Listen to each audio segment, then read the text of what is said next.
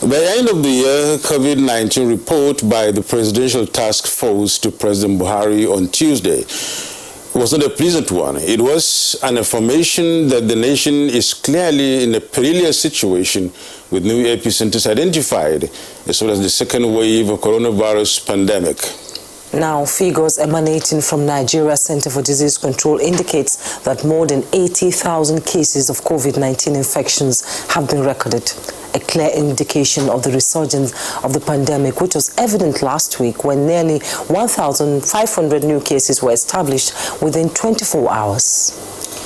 This development prompted an official declaration by the President and the Presidential Task Force on COVID-19, emphasizing that the country is at risk of losing not only the gains from the hard work of the last 9 months, but also the lives of citizens, a fact that is unfortunately true. Indeed, unfortunately true, Nadabo. Consequently, the President announced an extension of the mandate of the Presidential Task Force till March 31st, 2021, sequel to the new surge in the number of cases and the bid for vaccines. And now, in spite of efforts towards abating the resurgence, the PTF has also advised all government staff on grade levels 12 and below at federal and state levels to stay at home for the next 5 weeks. An extra effort in this regard is also a restriction of formal and informal gatherings to not more than 50 persons, as well as closure of restaurants and bars.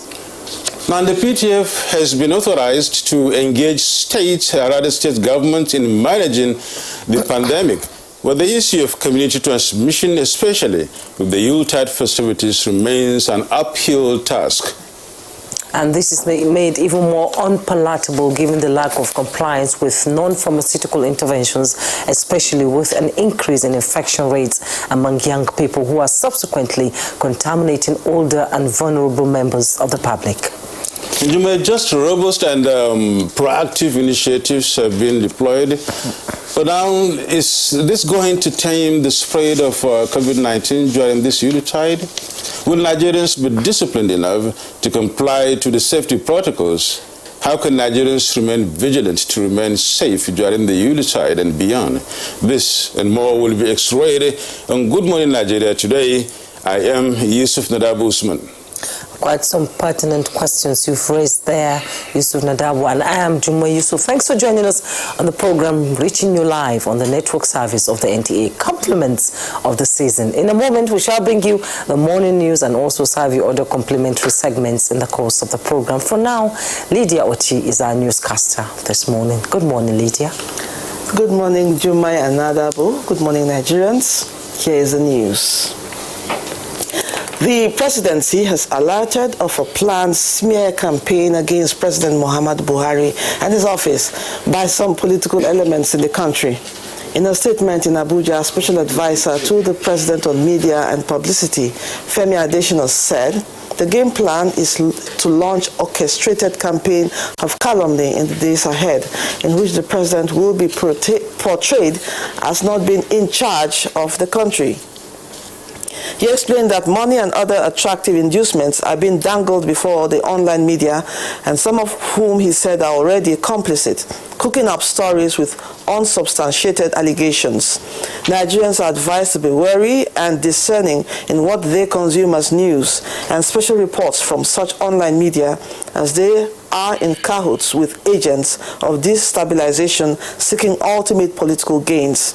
Femi Adesina said President Buhari remains focused and single-minded in his determination to serve the country to the best of his ability, bringing change to different facets of national life, evident in infrastructure, fight against corruption, insecurity, and retooling of the economy. Nigeria has promised to remain alive to its responsibility of providing the desired leadership, not only in the West African sub-region, but across the continent. President Muhammadu Buhari gave the assurance while granting audience to the former president of Mali, Professor Alpha Konaré. Over 40 billion naira is to be expended by the federal government on the completion, general maintenance and emergency repairs of some critical road infrastructure across the country. The Federal Executive Council, which gave the approval at its last meeting for the year 2020, also took major decisions towards improving the supply of power and water for enhanced standard of living in benefiting communities. One is the maintenance of Ikotekpene-Itu road in Cross River State, repair and maintenance of Onitsha-Aguleri-Adani road, the general maintenance of Nasarawa Toto Abaji Road, general maintenance of Ukene Adogo Ajaokuta Itobe Road in Kogi State. Now to security. The Inspector General of Police, Mohammed Adamu, says the Force High Command has reorganized its tactical units in Katsina to end criminality and ensure effective policing in the state. The Inspector General of Police, who made this known while speaking to newsmen on a tour of Katsina State sister agencies, the Miyetti Allah Association, and the general public, says they have a stake in making Katsina a safe place. We are aware of what happened when some students of Kankara Government Science Secondary School were kidnapped. It was an unfortunate situation, and we have resolved that we should never allow such a thing to happen again in this state. Meanwhile, the Nigeria police says it has adopted watertight security across major cities in the country to foil any likely breakdown of law and order during the Yuletide. Force Public Relations Officer Frank Mba, in an interview with security correspondent Francis Form, says a detachment of conventional and mobile officers and men have been deployed to ensure safety of lives and property. Nigerians should expect that apart from the overt deployment, there will also be a lot of covert deployments. These are intelligence operatives that will be working with our counterparts in the DSS and the defense intelligence to ensure that we are able to sniff out information, sniff out intelligence before criminals actually carry out their attacks. Frank Mba appeals to Nigerians to remain vigilant and raise red alert where suspicious movement and abuse of laws are observed. Families planning to engage in long-distance travels may have their fears of uncertainty allayed. This is because the Federal Road Safety Corps has made provision that would enable travelers seek the services of the Corps to help prevent unprecedented road accidents during the Yuletide. The Corps Marshal FRSC Boboyi Oyeyemi revealed this at a media briefing where he updated the public on the level of preparedness of the Corps for the 2020 end-of-the-year special patrol. This year, the Corps is focused on the specific objective of the following: sustained reduction of road traffic crashes, injuries, and fatalities, ensuring compliance with the guidelines and protocol of the Presidential Task Force on COVID-19 as prescribed by the National Center for Disease Control. We have tasks ahead to ensure the full compliance with safety valves. Nigeria's Governors Forum is committed to working with the federal government and security agencies to tackle the prevailing security challenges facing communities in the northwest region of the country. The chairman of the forum and governor of Ekiti State, Kayode Fayemi, stated this while speaking to newsmen after a solidarity visit to Governor Aminu Bello Masari of Katsina State. With concerted efforts on our part as governors and the commitment of the federal government, we shall see the end of this criminality, this brigandage in our state. Now, COVID-19 update. Latest figures released by the Nigeria Center for Disease Control, NCDC, indicate 1,133 new cases of COVID-19 have been reported in Nigeria in 17 states. Of this, Lagos recorded the highest number for the day with 397 new cases, followed by the FCT with 357. Kaduna recorded 81, Plateau 63, Katsina 46, Sokoto 32, Oyo 28, Ogun 21, and Kano 19. Others are Rivers with 18 new cases, Osun 13, Edo and Niger 12 each, Bayelsa and Borno 11 each, while Bauchi recorded 8 new cases. Jigawa and Ondo round off the day's tally with 2 cases. On total number of cases per state, Lagos leads with 27,488 cases, followed by the FCT with 10,479 cases.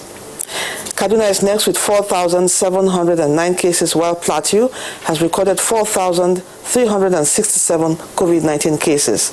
The total number of confirmed cases across the country is now 80,922. 69,274 recovered patients have been discharged, while the death toll now stands at 1,236. That's the morning news. The program continues with Jumai and Nadabu after this break. Compliments of the season and good morning.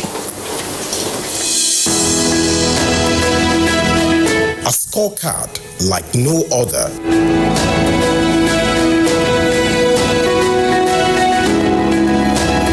Government has put in place measures and initiatives principally targeted at youths, women, and the most vulnerable groups in our society.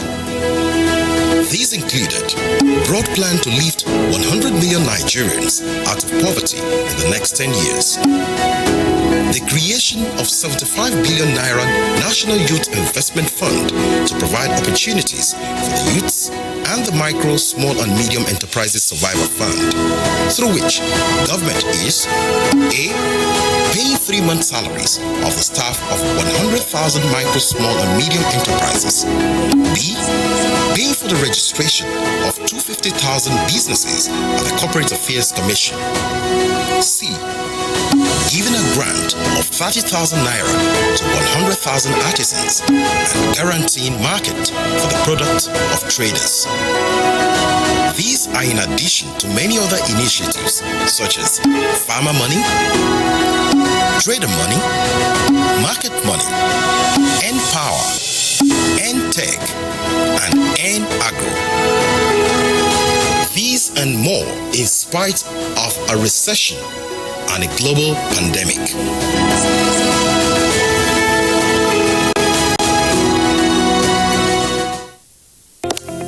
Although social media as a channel of communication is inherently harmless, it becomes harmful and damaging when used without discretion and thoughtfulness.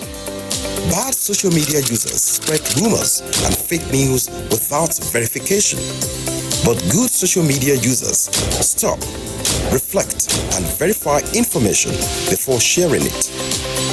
Be a good social media user. Stop the spread of fake news. Verify the authenticity of your source and use social media responsibly for a better Nigeria. This message is brought to you by the Nigerian Television Authority, NTA, in collaboration with the National Orientation Agency.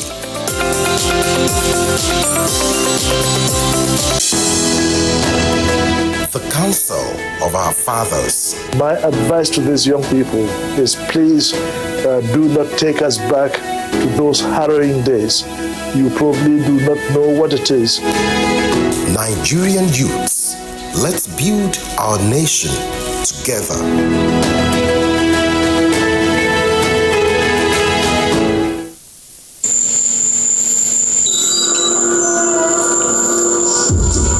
Life can be very eventful.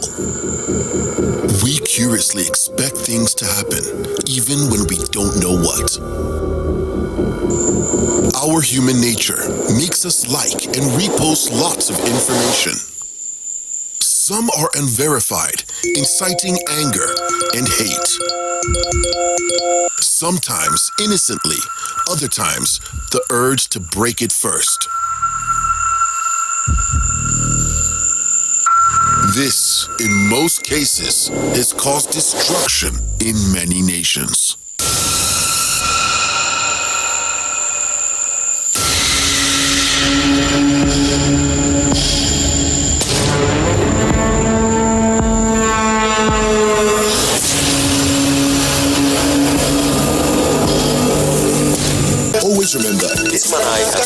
creative design will really like it. You deserve a break. Even in the hustle and bustle of the day, you can indulge in a cup of 3-in-1 Cadbury Hot Chocolate. Cadbury Hot Chocolate. Indulge. You deserve a break. After a 7-goal demolition at the hands of the champions last time out, will Crystal Palace enjoy a Merry Christmas when they visit Villa Park? This Saturday, it's Aston Villa versus Crystal Palace on the Premier League Live, showing on the NTA network from 3:30 p.m. The Premier League Live is brought to you by Axis Bank, Baba Ijebu, Lipton, and Close Up, in association with Goal.com. Thanks for rejoining us. Now, development experts suggest ways to fund 2020 appropriation bill. Let's join Kunle Adeye for details. The 13.58 trillion naira 2021 appropriation bill, christened Budget of Recovery and Resilience, passed by the National Assembly on December 21, 2020, is 505 billion naira higher than the initial amount presented to a joint session of the National Assembly by President Muhammadu Buhari on October 8, 2020. With the benchmark of crude oil pegged at $40 per barrel and crude oil production at 1.86 million barrels per day, exchange rates at 379 naira to a US dollar, and gross domestic product at 3.00%, a development economist, Dr. Emeka Okengu, has suggested that alternative sources of funding the budget will help government achieve a budget surplus. One frontier I think we'll explore is the agro-allied sector. It's an area that we haven't touched at all.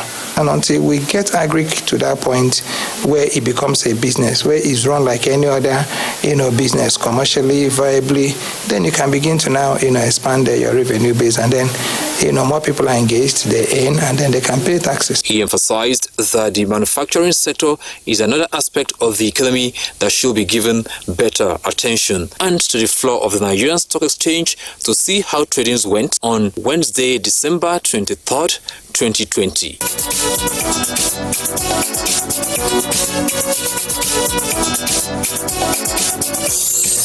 With business news, I'm Kunle Adeye.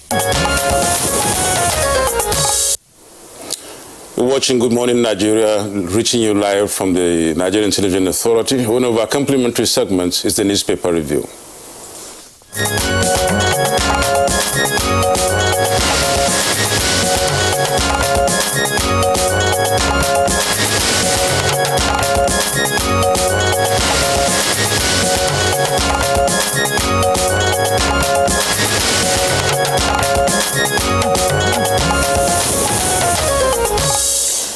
And our buyer, Toby, is in the studio and is ready for the newspaper review. Compliments of the season, Buyer. Same to you, Juma. Good morning. Good morning, Yusuf. Good morning. Good morning, Buyer. Nigeria. Thank you. Thank you.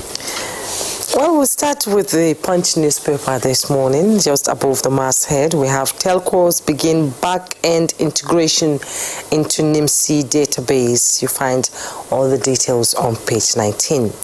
Disgruntled politicians planning smear campaign against Buhari. That's coming from the presidency. You find details on page 17. Low production pushes up cement price by 35%. Details on page 19. FG to deploy 200 security personnel to combat Apapa gridlock. You find details on page 27. And just below the masthead, ASU may resume strike in February. University unions war over 14 billion naira. With Rider, FG promises 30 billion for varsities revitalization before January, says ASU. Lecturers don't have monopoly of strike. We will ground universities. That's coming from the other unions of the university. Prevent future strike. Honor agreements. Parents Association pleads with the federal government. You find details of this on page 10.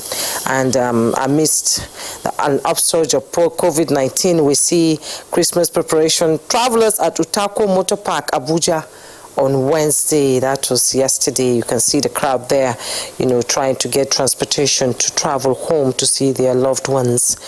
And FRSC deploys 25,224 personnel, 7,100 officers against Yuletide gridlocks. You find details on page 18. Federal government declares Friday, Monday, January 1st, Yuletide holidays. Details on page 9. 60% of Borno primary school teachers are unqualified. That's coming from the committee. Details on page 17. FCT shuts bars, parks for 5 weeks, restricts churches, weddings. You find details on page 18. Okay. Gunmen kidnap businessman in Kano, burn police van. That is on page 4. 15 killed, 58 injured in Kaduna Abuja highway, Niger crashes. Details on page 9 and 17. Dabo. Well, here I have the Nation newspaper, and of course, above the masthead, we have this story that says, Saga-led agency converses reduction of governance cost. And you get the full details of that on page 5. And on page 4, Wiki, APC, and crossfire over performance. Makinde opens Rivers Road. On page 2, priest held for preparing charms with human parts. And on the same page, 3 final year students expelled for gang raping. The main story on the Nation's newspaper is about the universities of Nigeria. And it says, varsity workers kick against ASU. Kick as ASU suspends strike, that is. And there are some riders there that goes with such NASU, SANU, NAAT protest 40 billion naira and an allowance sharing formula. Now, under that, there's a story on the border closure and the border opening. It says, border still shut to goods movement. Below, you have a story on COVID-19, and that's Nigerians to get COVID-19 vaccine free, says federal government. Details of this will be found on pages 2 and 3. And the rider here is Jigar workers below grade level 12 to work from home. Ogun Ondo stop crossover services. And finally, you have IG senior officers seek end to banditry in Katsina. Details on page 31. And Ganduje autumn sign budgets. You get the details of these budgets on page 31. Bayo, what's up? Well, thank you, Yusuf. Let's start with the ASU strike. You recall ASU started its strike on 23rd March 2020. And yesterday, the Minister for Labour and Employment, after a meeting, indicated that the strike has been called off. This is said to have followed a thorough discussion and conclusion reached over the memorandum of action with the federal government. But ASU President Biodun Oguyemi says lecturers sympathize with students who are also their children. Daily Trust, however, reports that there are indications that 2 months' salary arrears was confirmed paid. And the Minister of Labour for Employment also said that the planning of an end ASU to destroy public and private property or lecturers' home will be disappointed. ASU says it could not be distracted from its objective, and that objective is that of reversing the decay in the university system to reposition it for greater responsibility in national development. Meanwhile, ASU says it has only suspended the strike based on December 22nd agreement, but will resume its suspended strike if in the event that the agreements are not met. The agreement that has been in contention, you recall, will be the 2009 agreement, which later on dovetailed into 2013. As at yesterday, there is now a December 2020 agreement, which the ASU is holding the federal government onto. Meanwhile, federal government has now Friday 25th and Monday 28th as public holidays to mark Christmas and Boxing Day. Also Friday 1st January is to be observed as New Year celebration. Minister of Interior Ralph Aregbesola felicitates with Christians and all Nigerians both at home and abroad. He enjoined all to emulate the life of humility, service, compassion, patience, peace, and righteousness as the best way to celebrate the best birth of Jesus Christ. There is a smear campaign underway by an alleged procurement of offshore medium to portray President Muhammadu Buhari as a leader not in charge of the country affairs. This assertion was made by Special Advisor to the President on Media Publicity, Femi Adesina. And he says the game plan is to disgruntled political elements is to launch a campaign of calumny. The Nigerians are advised to be very wary and discerning about what news and reports from induced online media coming, especially from abroad, cooking up stories and allegations to sow seeds of discord and discontent. It will be recalled that the Financial Times of London this week published a story saying Nigeria is teetering on the brink and risks becoming a failed state if things do not take a drastic turn. In an editorial, which the paper is entitled to express its opinion, but curiously, the Financial Times said, Nigeria is not a complete loss of hope if concrete and positive measures are taken to address current insecurity. But however, curiously, it says, a broad coalition that found political expression in NSAS movement provides optimism. So the Financial Times is saying our optimism as a nation ends in NSAS protests. And so Femi Adesina is saying that the Buhari administration will not be distracted and will continue to serve with heart and might, as already evident in infrastructure in roads, rail, bridges, and airport, as well as agriculture, which are worthy testimonial of the administration. But Bayo, before you continue, this very story from the Financial Times and the other media from outside seems to be a little bit worrisome, given the fact that when there is this kind of comments coming from outside, it means it must have been emanated from inside. And when you connect it to the issue of the disgruntled elements that are trying to tarnish the image of the president using foreign media and the rest of them, you see that there is a point there. It bothers one to start thinking, of course, why are people getting, what are the outside countries per se, and organizations getting so much meddled up in affairs of other countries, especially Nigeria? Because we invite them in, I think. There's no Nigerians go to the Embassy of America to protest something that is happening in Nigeria. At times, I just can't seem to understand why they do that. Well, there's no gainsaying the fact that we have challenges of insecurity in Nigeria. We're a sovereign country. Yes. But be that as it may, it is being tackled. Sometimes it goes under, sometimes it surges up. And particularly in the area of insurgency, anywhere you are fighting an asymmetrical war, you cannot predict what will happen. Don't forget that Russia was first to go into Afghanistan. It took years to get out. And America had to support Afghanistan to get Russia out of Afghanistan. Subsequently, today America is in Afghanistan. They still have not been able to win that asymmetrical war. And that is what we are hoping. When they say that technically they have been defeated, they are looking at it from the point of view of conventional war. When you were holding 17 local governments, now you are not holding any local government. It means you are not in control. But Governor Zulu has just told us they are now nucleus in Lake Chad Basin, Sambisa Forest, and Goza Hills. Not Goza Hills, the hill in Cameroon. And that is why he's insisting and that's the connection with Goza they should Hills, take the war to them at those locations so that you finish them once and for all. But be that as it may, there is no charity of subversion that comes from abroad without an input from our own national. Unfortunately for us, the way we play our politics is politics of pulled him down. And it doesn't help us. Listen, just only last week we were all jubilating that 344 students, innocent students who were abducted, have been released. You won't believe it. If it had happened abroad, all parties, whether opposition as they are so called, or those in party or others, you will see a bipartisan challenge against that abduction. But here you have even political parties carrying placards say, bring back our boys.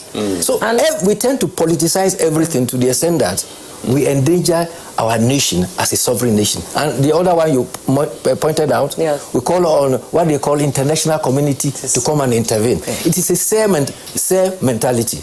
servant, I remain mentality. Nigeria is a sovereign state. It is the stereotype issue that is happening here, okay? But all the same, I think since we have very limited time on this, I think the ASU issue is very important. Sharing news, but still dumping. It's still dumping, you know. Yes, it's dumping because 3 other unions, what do you call them now? SANU, SANU, and the other counterpart of the technology are saying that they disagree with the formula of sharing. 75% to go to ASU and 25% to go to them. No, they will not accept. And that's why they are saying that ASU does not have monopoly of strike. They are prepared to strike early in January. So they're saying we will ground universities. That is it. Unfortunately, our academics that is supposed to be center of excellence, this is my opinion, are performing better than even NLC when it comes to area of strike.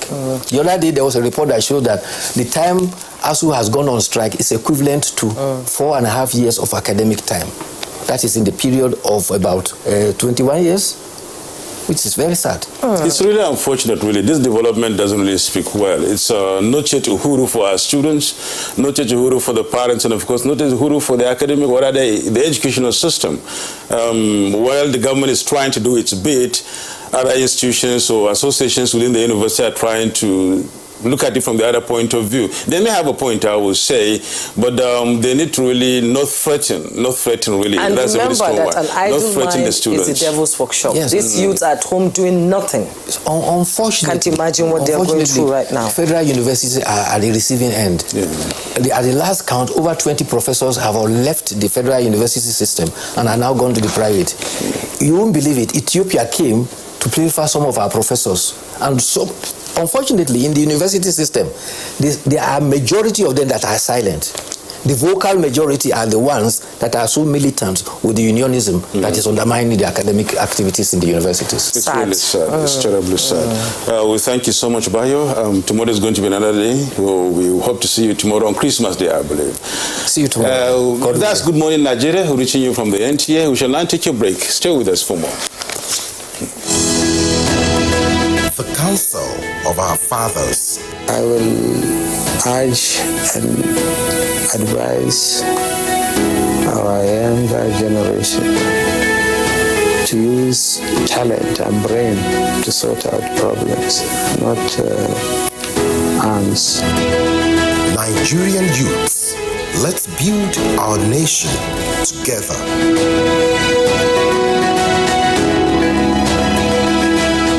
Nigerian youths are about the greatest assets the country has at the moment. It is therefore not surprising that the administration of President Muhammadu Buhari is strategically responding to the yearnings of the youth through multiple projects and programs. Youth entrepreneurship support years by Bank of Industry, the Youth Investment Fund by the CBN, and several other conditional cash transfer programs. Recruitment of 774,000 social workers, majority of whom are youths, and so many other projects that are beneficial to youths directly or indirectly.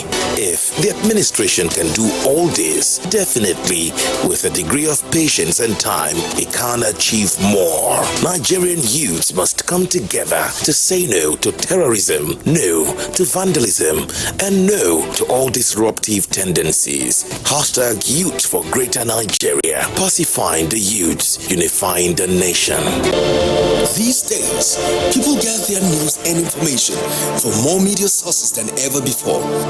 Some of the news and information given are fake, unverified, doctored, and manufactured to create confusion, stir disaffection, and cause disunity. Before you believe or share any news, ask yourself, is this real? Is it from a credible source? Is it verified or verifiable?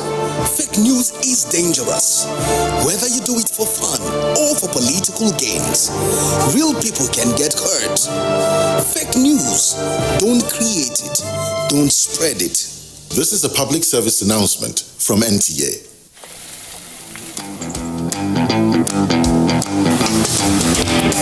Guess what? What? I scored a hat trick today. Cool! Wow! And how did you celebrate? Just do your hands like this. And hold your nose like this. Body odor is caused by germs. That's why you need the new improved Dettol Cool Soap, which protects against 99.9% odor-causing germs with an extra burst of menthol freshness. Dettol, be 100% sure. Do you know that 35% of every girl child and women are raped on a daily basis? Some are killed in the process, some take their lives in shame, others remain emotionally dead for life. It is sad. This culture is not ours, definitely not African. How did we allow bad culture to infiltrate and take over?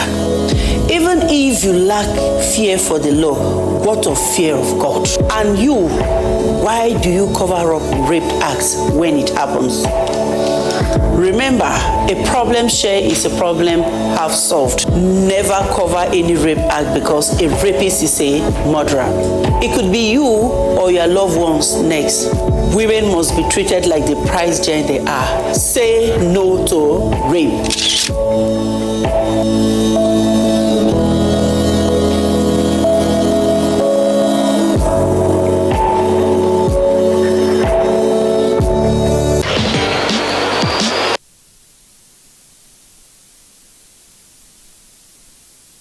Enjoy a Merry Christmas when they visit Villa Park. This Saturday, it's Aston Villa versus Crystal Palace on the Premier League Live, showing on the NTA network from 3:30 p.m. The Premier League Live is brought to you by Access Bank, Babai Jebu, Lipton, and Close Up, in association with Gold.com. This is Good Morning Nigeria on the network service of the NTA. Our conversation this morning is on COVID-19 and Yuletide. And to set the tone for the conversation is a background report put together by Dennis Agdegunloe.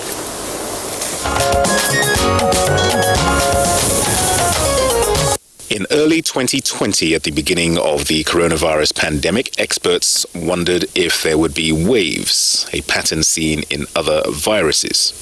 The overall pattern has been of increasing cases of COVID-19, and many countries that saw a high number of infections early on, followed by a decline, are now having a second wave with increased numbers of daily cases. Recent figures released by the Nigeria Center for Disease Control, NCDC, indicates that Nigeria is among the nations now experiencing a second wave of the coronavirus, with daily figures close to 1,000 cases. The Presidential Task Force on COVID-19 continues to lament the lackadaisical attitude with which Nigerians are treating the virus. And while the country has not gone down the route of some other nations like the United States, the United Kingdom, and other European nations with their new lockdown measures, Nigerians are urged to renew their commitment to protecting themselves and others by adhering strictly to laid-down protocols such as wearing of face masks, hand washing, and social distancing. You wouldn't want to go through the experience that I went through. So the last 1 week was a nightmare. I was not infected. But the truth about it, the agony of having members of your household. I'm a father of 4. All my 4 kids were infected. There's no thing that you should not do. And the application of the non-pharmaceutical measures, probably, like I told you, I have shared here severally as a joke that oftentimes when I sit in my house, I'm wearing a mask. Probably that singular act of wearing a mask within my own household could have been the reason why I was not infected. This past week alone has seen the passing of notable personalities from COVID-19. And with the Yuletide season in full swing, how seriously will Nigerians take the renewed warnings? Can the people be responsible enough to police themselves and ensure they abide by the already established protocols? Answers to these and more shortly, as guests will discuss COVID-19 and the Yuletide.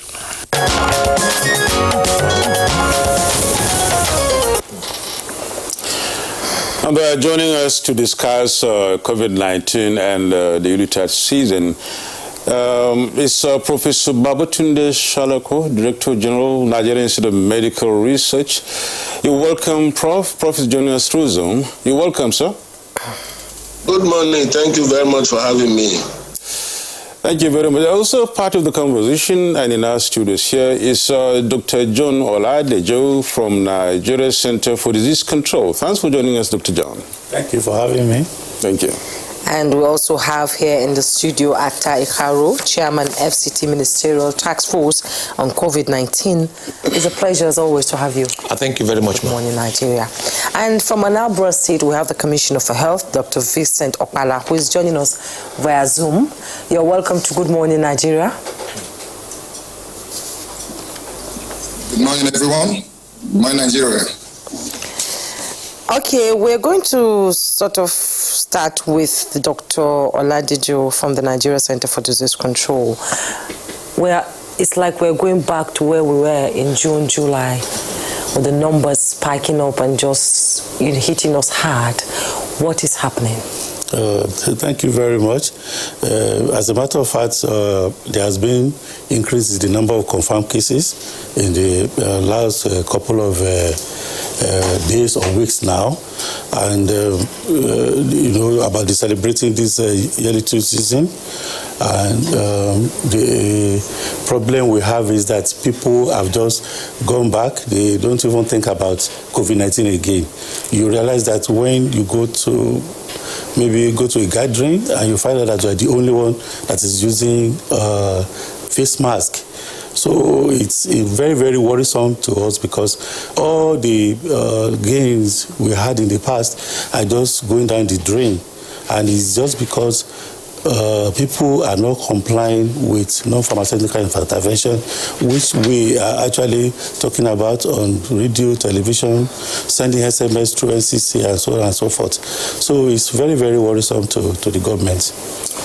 Doctor, the figures are really worrisome indeed. Yes. Paint the picture for us. Maybe that could help us, see how serious this issue is, and people to really take serious measures against it. As a matter of fact, there has been up to date. We have 80,922 cases confirmed. Up to date, which so there's a serious increase on the upsurge of the number of confirmed cases. We have 69,274 cases that have been discharged, and we have 1,236 deaths, across 36 states plus FCT. As at 23rd of December, we have 1,133 new cases reported in 18 states. Unlike before, where we used to have 100, even 90. So there is a sudden upsurge, and it's as a result of the fact that people were not complying with these simple regulations. Very, very simple. Wear your face mask, social distancing, and wash your hand regularly. So this has actually generated a serious upsurge. When you go to any business offices, you go to public offices, people were not actually complying with this. So this has really made it to increase suddenly to this absolute level. So it's highly worrisome. Now, be that as it may, when you look at the situation at the moment, you find out that areas or states like Lagos, the FCT, Kaduna, Plateau, and some other recent entrants like Katsina, especially in, yesterday's report, that are, having large number of increment in the, in the cases, new cases confirmed. Yes. And you see, we're just about getting into the Yuletide season. People are still traveling. Yes. We have not really seen the impact of the Yuletide season per se as per the cases being reported, because that will come up maybe by next week. Yes. And you look at look at the upsurge. Yes. It's really worrisome, and the spike is getting too much. Yes, like Lagos, we have 397 just in a day. And then FCT, 357. Kaduna, 81. Plateau, 63. Katsina, 46. Sokoto, 32. Oyo, 28. Ogun, 21.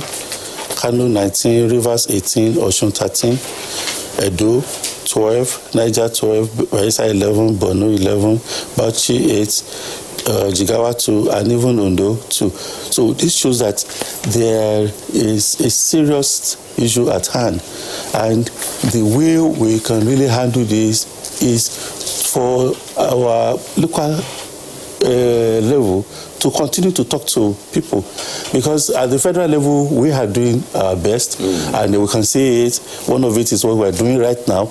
But at the local level, people don't still yet believe, despite the fact that this COVID-19 is real. We have seen people that have had it, and some of them were able to survive, some of them died. But people, I don't really know what really happened to them. They still don't believe that this thing can happen to me. And that is what is causing all this trouble. So we are actually working with the volunteers at the community level to be able to reach all the churches, the mosque, even some traditionalists, to ensure that they really talk to their word. The Federal Ministry of Health, that is the Honorable Minister of Health, just set up a very high-power committee to go to the states now, especially those states where we are having the higher number of cases, to be able to talk to the governor, deputy governor, governor's wives, even the party members, so that we'll be able to tell them this is the problem and this is how we can tackle it, this is the strategy we need to use, and then be able to work on it. That is what we are really doing now, especially for this yearly tweet. Okay, now these are just some measures being taken. Let's go over to Professor Babatunde Sholako, Director General, Nigerian Institute of Medical Research. Let's hear your views and let's hear your comments about this recent upsurge in the number or the spike in the cases of COVID-19 in Nigeria. What do you think should have been the cause of all this, in spite of the fact that the Yuletide season is not here yet, and there may be some more cases after or during the Yuletide? For now, there are so many cases. Looking at Thursday, when there was 1,000 plus cases, and even yesterday when another 1,000 plus case came up. Now, what do you think are the causes of this in spite of people's nonchalance? Well, if I get your question right, I believe that what happened was that a lot of people let off their guards since we started having lower numbers. And in some states,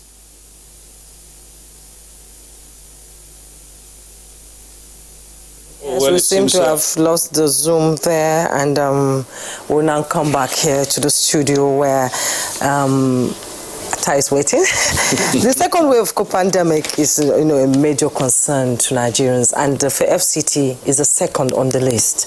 And the the FCT minister is reeling out some restrictions and stopping bars, parks, and But you were saying earlier while we were discussing that if we don't touch on churches, mosques, and markets, we are not really doing anything.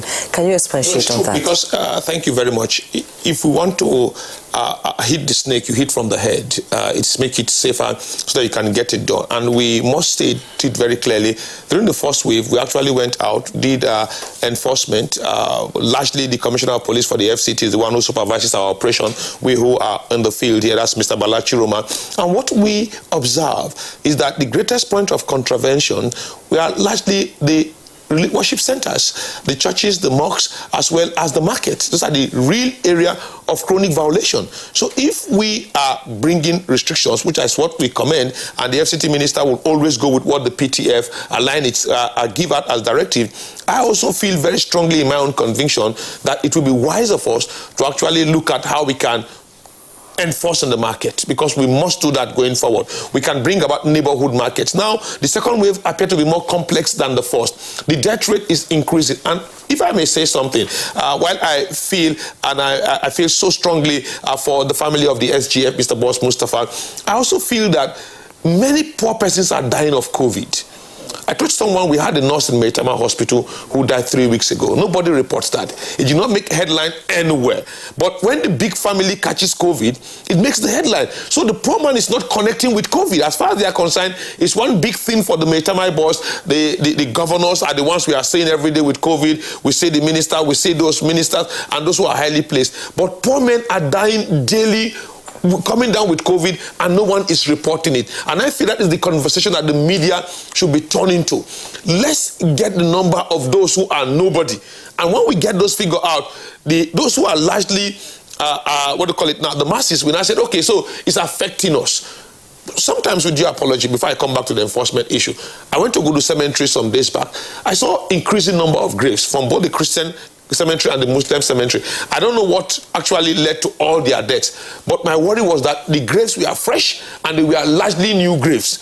And I felt this may have not been unconnected with the fact that we got the pandemic going on. So if we must enforce, we're already enforcing very strongly. We went around on issues of face masks. We saw persons, sadly, the Commissioner of Police led us that's on Monday when we went, on Tuesday when we went around, to our shock. We just saw persons who don't wear face masks. Many are putting on face masks at Worcester Market. Before we say Jack, everyone was on face masks. That means they got the face mask, but some of them had to keep it in their bags, in their hand. As they saw the task force coming, headed by this Commissioner of Police, Balachi Roma, they just, before we could even come down from the vehicle, we just discovered everyone was on face mask. The scenario just changed. Everyone changed, and you just had to call them, and the CP had to tell them, please, don't let this thing be like the way you handle seatbelt, where you look for road safety official. When you see them, you start to drag it. Just put it on for your own safety. Own the process here so that we can save ourselves. So I feel very strongly that if we must get it completely, we must be bold as we were in the first instance, during the first wave, by telling the clerics that, look, you can't do this. And more commendation to Pastor Sarah Omako of Our Family Worship. She actually recorded the church service, told the members, I and some pastor came down with COVID. The video is trending. Please save yourself. Put on your face mask. Wash your hand. Use hand sanitizers. Keep physical distancing or social distancing. And let's start to change the conversation. Because whether we like it or not, we must talk to people. The clerics must help us. The royal fathers must help us. The youth group must help us. We must come together as a team. And only yesterday, I was speaking with someone from Colombia. He did a video recording, and he was showing me the streets of Colombia. He said, look, you can't find police around. Everyone is just on face masks. He was at every party he went throughout. He was showing me from street to street, hour by hour, that we don't have too much police around. But in our case here, we had to. Last night, we went to some bars. It was really very sad. People were drinking to stupor. Some parks and gardens fully drunk, overcrowded, and one was even telling me to my face that this pepper and this thing will kill COVID. and it looks so. One other person at the gate told me that, look, this thing not be poor man problem. It's not our problem. I should go and bring one poor man that died of COVID. Some even say it doesn't exist. It doesn't exist at all. So I think we need to change that conversation. It's going to help every one of us here, because the wave is more complex than the first. Yes. I told my wife, if you look around, people just keep calling us, somebody's dying somewhere. At almost every 2 days, somebody close to us will die. I called somebody, say happening to you. He says it's also happening to him. Friends are just dying. People are dying almost everywhere. So we must be very, very careful here. Most times, like what I said, let's get the downtrodden. Let's report. Let's play down on the elite. When we play down on the elite and we now see poor people coming down with COVID, it will help us. During the first wave, someone close to my house had COVID. She had to stay at the center with the baby that is now up to about a year. They had to stay together. I said, this is what we need to report. Just report the poor people. Leave the elite, and you will see everyone behaving appropriately. When you leave the conversation at ministers, governors, deputy governors, their wives, the masses will just be there doing their thing. Okay. Ikaro, it seems like the crux of the matter is attitudinal thereabout.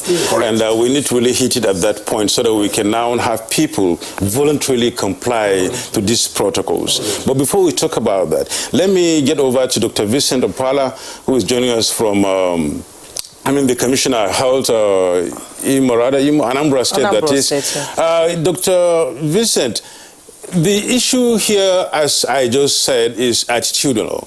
And if I can just lay a little scenario to you, when I was traveling back home sometimes to Adamawa, was it in August or September? From here down to Jos, Bauchi, Gombe, and the rest of them. The moment you leave the Federal Capital Territory, outside, people don't comply with this. And of course, states are the most, are the culprits in this regard. What is the situation in Anambra State, and how are you addressing it, for instance, so that we can now say maybe efforts being made to address the problem?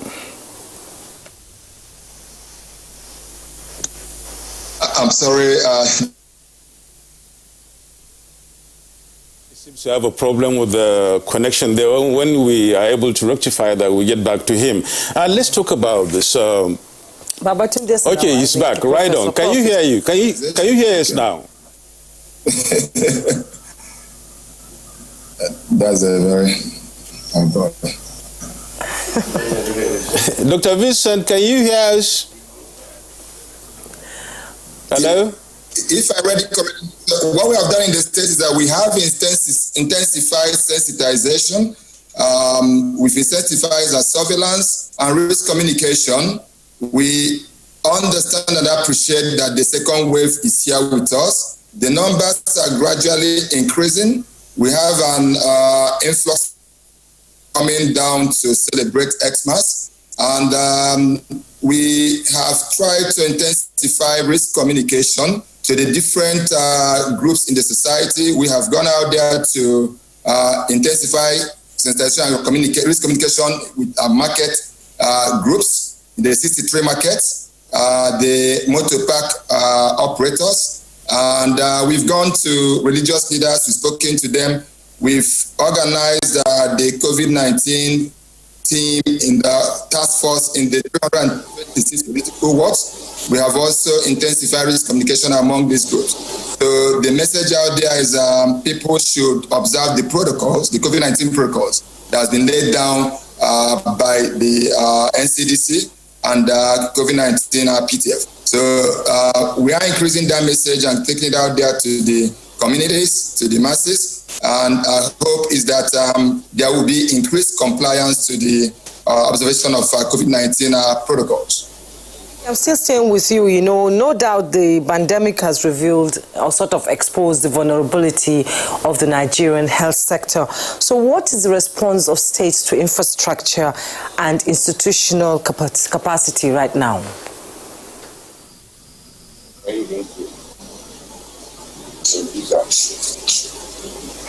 I'm sorry, communication is really very poor. I said the COVID-19 has sort of exposed the vulnerability of our health sector. So how is our states, prioritizing infrastructure and institutional capacities to cope the wave of COVID-19? So the state actually, since the onset of the pandemic, has increased its capacity in the different pillars in our response system, like the testing capacity in the state has increased tremendously. We have sample collection centers in the 21 local government areas of the state. We have increased our surveillance activity in all our wards across all our 326 political wards. And when it comes to case management and testing, we have also increased capacity in those areas. We have test centers, and test numbers continue to increase on a daily basis. So where the capacity of the states to deal with the surge has actually increased tremendously. Well, thank you so much, Dr. Wilson there.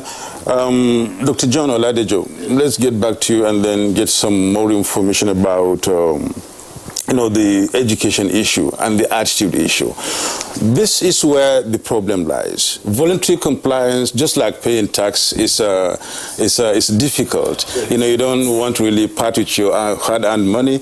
And when you come down to issues like this, when people have already got into their head that this thing is not real, number one.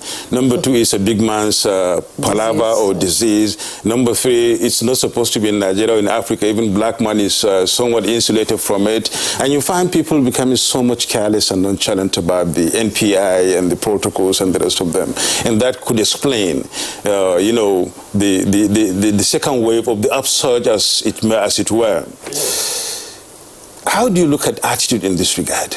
The attitude? Attitude, generally. Yes. Attitude. Oh, yeah, generally, as my colleague has rightly said, people at the grassroots level, they were not really taking it seriously. They will tell you that this is not our own disease. I never travel anywhere, so I cannot get it.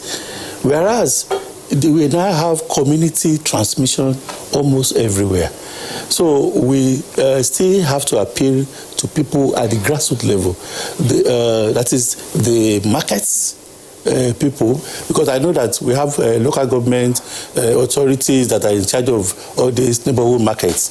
We really need to appeal to them to enforce what FCT is doing now. So the businesses, like a place where everywhere is so tight, there's no ventilation, we really need to look at it too, because people will go to all these small businesses, they will not wear their mask. They should not allow, the owner of that business should not allow anybody that does not wear mask to enter these premises. And then they should ensure that they do temperature check. When the temperature is greater than 38 degrees centigrade or greater than 38, they should not allow such person to enter that premises. And then they should direct the person to the nearest center where that person, that is a sample collection center, where that person and PTF are actually working on to ensure that this wave will not, carry everybody away. So we are really, looking at the community. We are looking at the people at the grassroots level who are not really elite, but they don't really believe much in it. So we are using all the risk communication gadgets and strategies to be able to ensure that we reach these people through the states as well as the local government level. The first thing is contact tracing. When somebody comes down with this COVID-19, who are the contacts around him or her? Where are they? So the community should be able to assist in ensuring that we're able to trace all these contacts through our volunteers who have been, we trained them in June and July, and we are equally trying to refresh, to do a refresher course for them again, because this Christmas period is something that, we spread the disease if care is not taken. So these are the strategies we are using to ensure that we cope this spread. Are they all over the place? Yes. Because especially the areas because of the United season. Yeah, especially areas where we're having a very large number of cases that are actually occurring every day. So some states have actually requested for technical support at the federal level. And our rapid response team are in this state, especially in Kaduna State.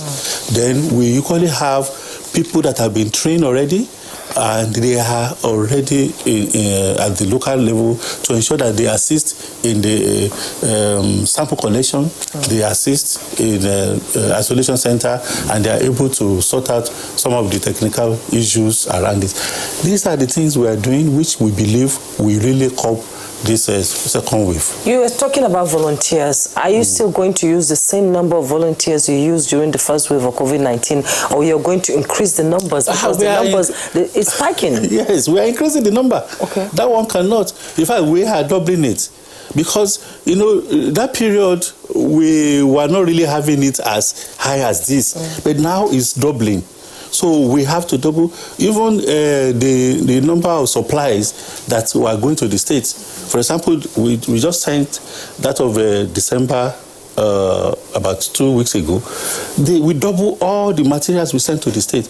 Initially we have only 15 molecular laboratory. Now we have it in every state, even in local governments in each of the federation now. So we are equally even going to the world so that people can, when they have temperature or when they feel that, yes, let me go and know my status, they will just walk and then know their status, and immediately, if they are positive, they are moved to the treatment center and they are being treated. So all these materials are in place. We have them in the warehouse, and we're already pushing them to the states to ensure that we curb this spread. Okay. All right. Many thanks, Dr. John Bay. Ikharu, I would want you to really... I think Professor Salako is ready. Is he ready? Okay. Yes, let's go to Professor Salako, I think. All right, go ahead. Professor Babatunde Salako, I'm coming to you now. President Muhammadu Buhari has, said that there should be speedy and strategical access and administration of the COVID-19 vaccine, and it should be in a safe, effective, and timely manner. So what are we looking at in achieving this in Nigeria now, as the numbers keep going up? Well, I believe that what we need to decide first is the type of vaccine Nigeria is going to purchase. The issue of cold chain, for one of them, is very important. And on ground, we do not have many such freezers that could keep the Pfizer vaccine. So that may provide a limitation for us to get Pfizer vaccine in Nigeria. But there are two other vaccines that can be kept at fridge or room temperature.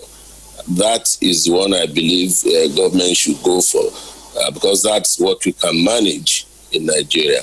So if we are able to control the cold chain transfer from the manufacturer to the country, then we begin to talk about distribution within country.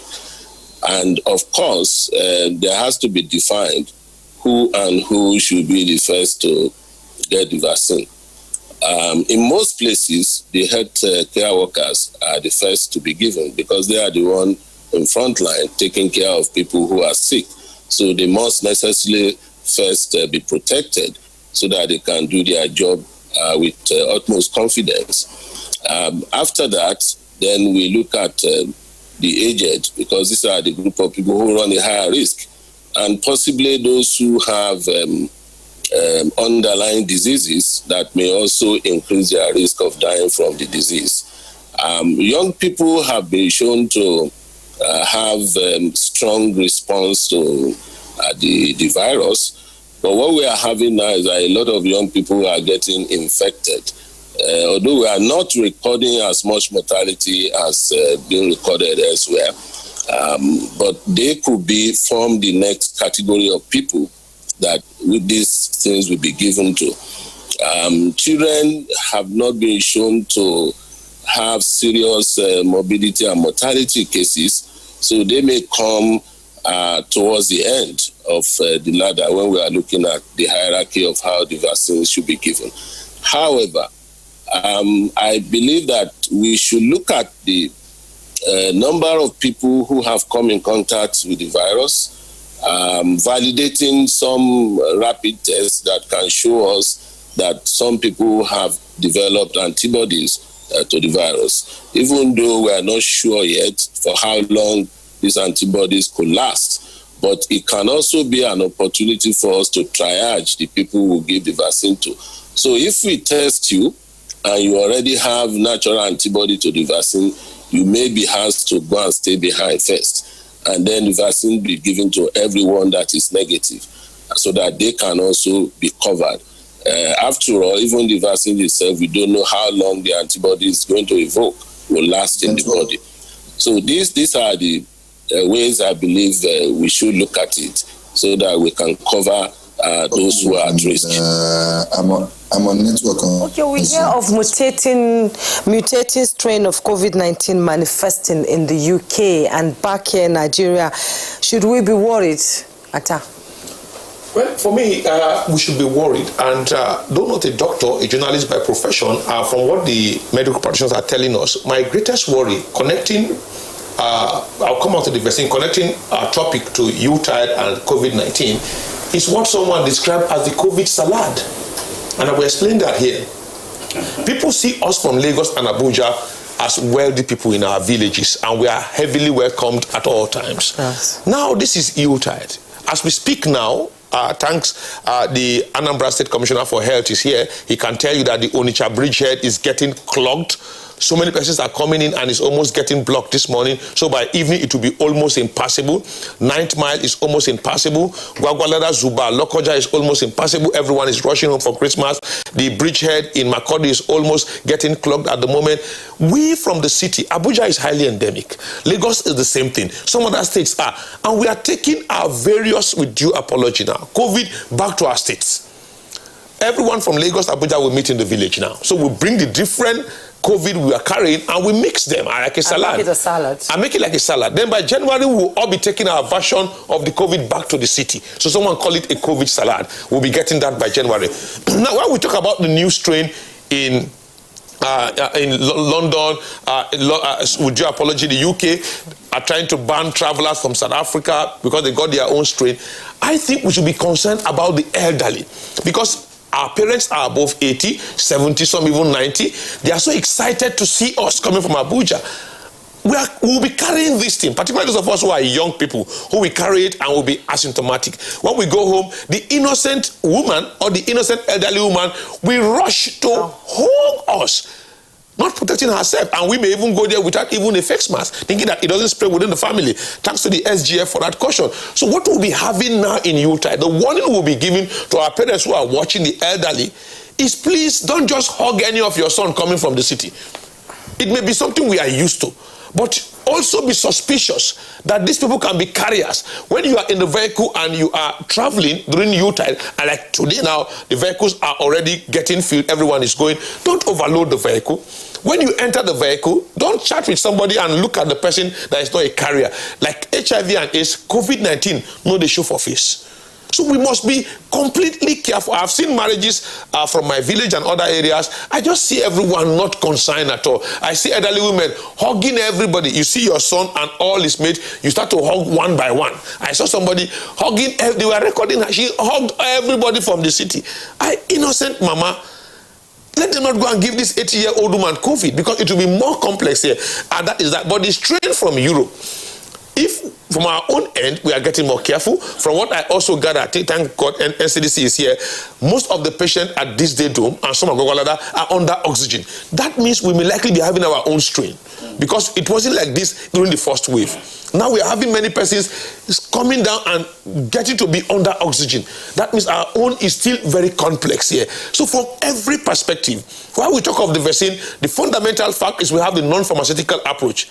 The face masks. Look at what we have in NTA. You have your washing point. You have your sanitizer. We have about 4 at the reception there. You can use to secure yourself. Once we are leaving here now, we'll pick our face masks. And the ones we are carrying, all of the ones here, we get them quickly. We put them on. We have ourselves properly secured. We keep social distancing. A big studio like this, we have about 4 meters and 3 meters. Yeah. I think we should be doing all of this. I don't wait for drugs. I'm not waiting for drugs. The health workers have, the health experts have told me, as an enforcement officer, do X, Y, Z, and you will be secure. And I'm doing those things, and I'm secure. During the first wave, I tested twice, no COVID. I was out on the field 24/7 throughout for about 6 months. And during the second wave, I'm still going to carry that same attitude going forward. Before anybody enters my house, we hardly welcome visitors now. You must wash your hand first. It's Christmas. You have to welcome visitors. No, you don't do. It's for your safety. When you welcome at Christmas, then January you come down with COVID. No, eat the chicken and the cake and everything. SGF said, look, he doesn't wish any family to go through what he went through. Yeah. His 4 kids were down. Even if himself was not down, his 4 kids were down. He felt it. Every time you are checking to ensure that all your kids are alive. We thank God that they are alive now. So let's be 100% very careful. Somebody want to hug me and I tell the person, let's just do the elbow thing. And he said, please, I won't hug you. I said, okay, you can be angry for now, but let me secure myself first and be alive so that I can do that. I can hug you whenever it's go. I think we just have so much to do during Utah here, waiting for the vaccine that will likely come in January before the procedure here. And I'm praying, I'm sorry, I'm very critical here. The very elite would likely share among themselves. Yes. So before it gets to the masses, it may be likely be July. So I told my friends, those of us who are the downtrodden and the masses, please secure yourself. Don't wait for one vaccine in January. When it comes in January, thank God NCDC, they are here. I don't know how they will share it. The bureaucracy will come in. Several persons will come in. They'll have to transport it through the freezer and everything before it gets to the masses. The cameramen in the studio here, the drivers out there in NTA. No, the people are elites here. Thank you. Yes, Dr. John Olajijo, let's have your comments on the mutated strain and the vaccine that's coming. Actually, as a matter of fact, my colleague has actually rightly said that this new strain, we should not be so worried about it. What we needed to do is those 3 non-pharmaceutical intervention is what we really need to, work on. this is a global thing, although we say we have it in the UK, and our team of experts on laboratories, they are already working on it. But our major concern to the populace is that we must always use our face mask, and that is the universal way of, securing yourself, as the rally said. We must always wash our hands regularly. Anytime you touch anywhere and you are not sure of the cleanliness of that place, wash your hand. Just let them have the habit of washing their hands regularly. Let them have the habit of using their face mask, and then social distancing. If we do all this, we'll be able to secure the whole populace from having the spread of the disease. So the vaccine, we have a consortium of experts that have been set up by PTF as well as NCDC and MPCDA. They are the sister agency that are leading this team. So they are really working on it. The major thing is that if we can continue to,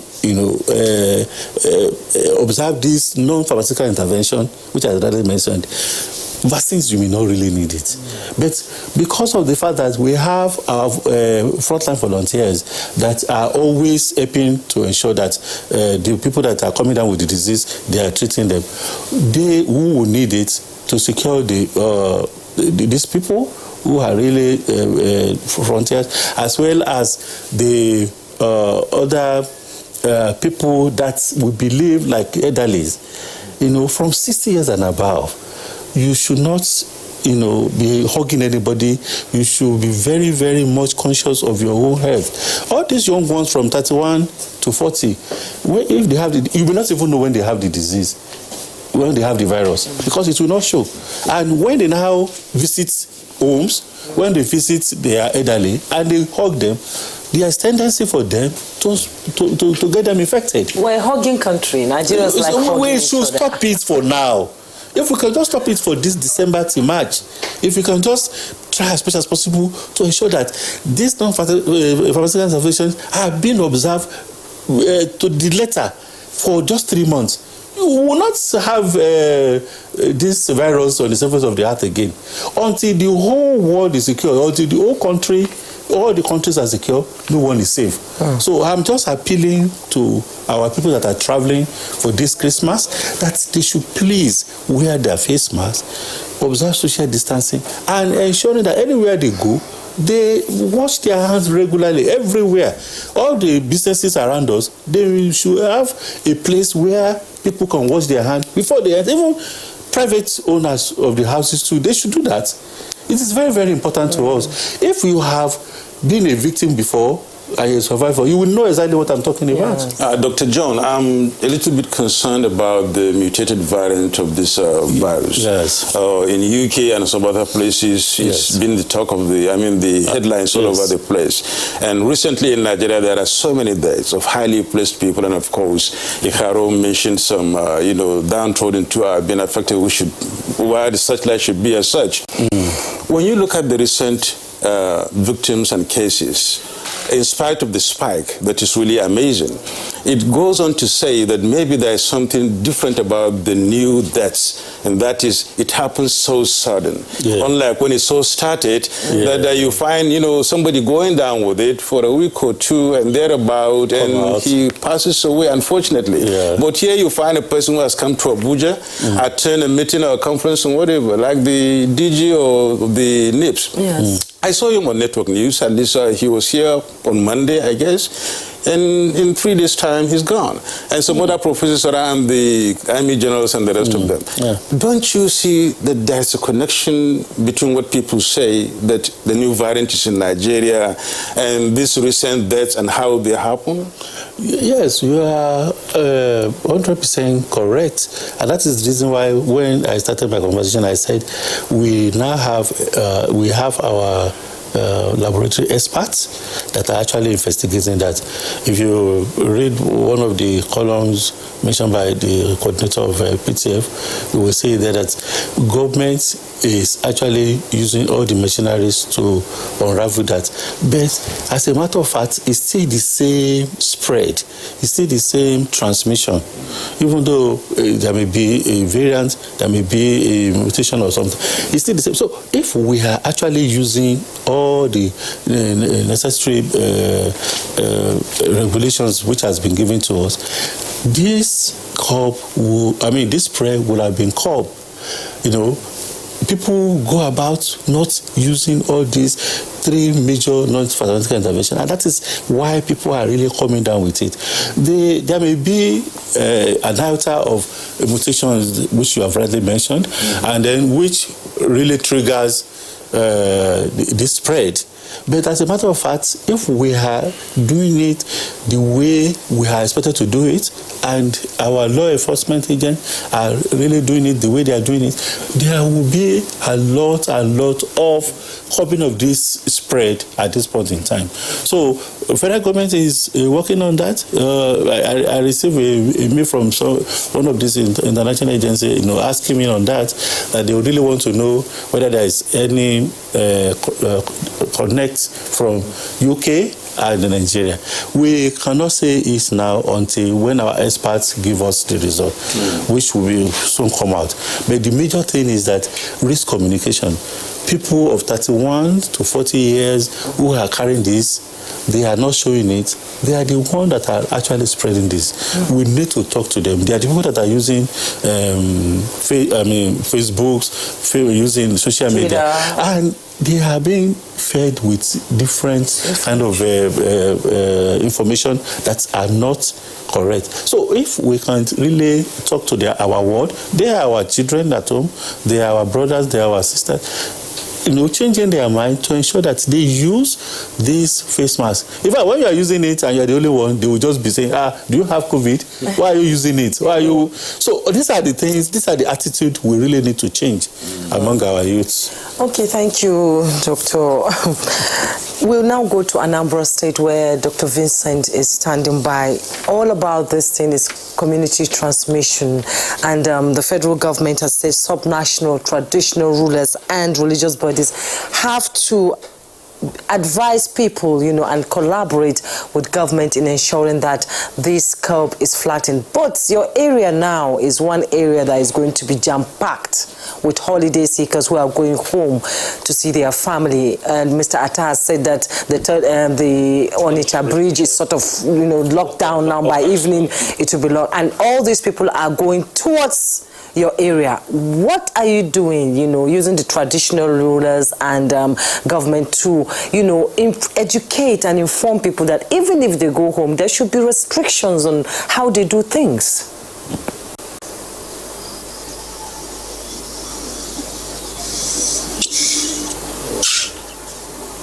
Did you hear me? Dr. Vincent, can you hear me? It's like we've lost that. Yeah. Yes, it's like we've lost that. Now, Mr. Atta, I'll come back to you. You talked about the gridlock on the bridges and all that.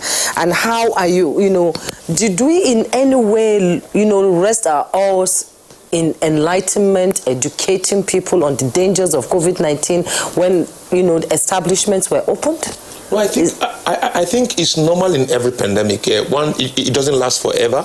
Once you feel that it's already declining, everyone wants to go back to its own life. We want to go back and own our lives. We want to go back and be very happy. So we are much in a hurry to do that. And once the number starts to decline, we had this dispute between the health sector practitioners, NCDC warning us, and some state not testing enough, and some state living in deception and living in denial that COVID-19 doesn't exist in their state. Even when we see their persons coming to Abuja for treatment with COVID and subsequently dying here, they still keep denying that. But we will not be joining them this morning in that argument. But what we believe very strongly going forward here is that if we as a people, will look at the whole process. That's why I'll be very keen to hear what the Anambra State Commissioner would be saying here, because whether we like it or not, the feelers I'm getting, or the ones I got yesterday and today, Onitsha is loaded now. You can't dispute that. Oka is already very loaded, and it's a very transit point. When you come down from the Onitsha bridgehead, you see the crowd, you get to Oka, then you know that Anambra needs to actually go on advocacy. And we thank him for saying that